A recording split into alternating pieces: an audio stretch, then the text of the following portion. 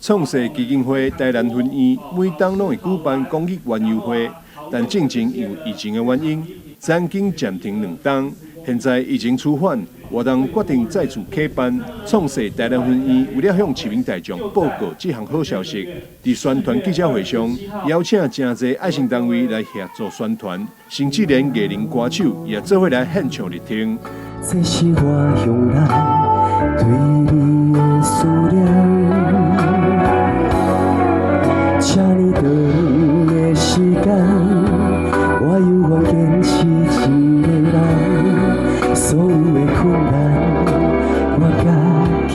承担，无需要人知，就用心认真对待，面对空空有的路途，不惊阻碍，用青春换最爱，用真心陪伴你看世界。去年10月份在台南这边录综艺大集合的时候，就是可乐他们有来跟我们一起玩游戏啊，对，然后就是因为那一面之缘嘛，他这次邀请我来参加这个活动，我当然就义不容辞，因为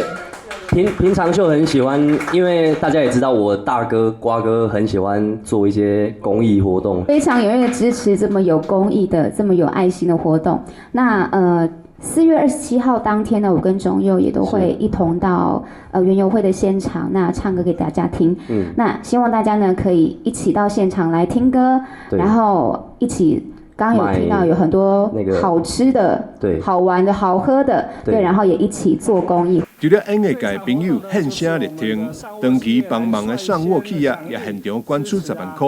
帮助创世的安养服务。那我们这一次上沃社摊的义卖比较特殊哦，我们有很多的家电，还有很多的宝贝，然后那些就是由我们的民众价格自己定。如果你喜欢，就把你想要的东西就带回去了。好，那当然我们会把所得一切都捐给创世基金会。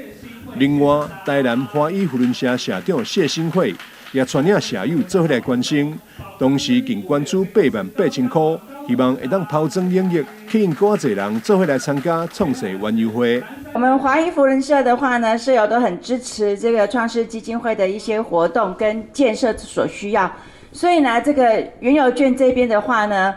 我们华裔扶轮社的话呢，就一起捐助一个88000元的园游券。哇，太棒了！现场就捐赠88000元。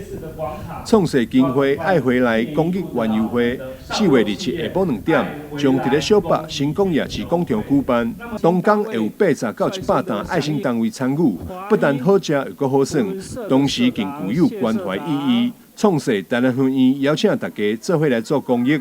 记者张世伟采访报道。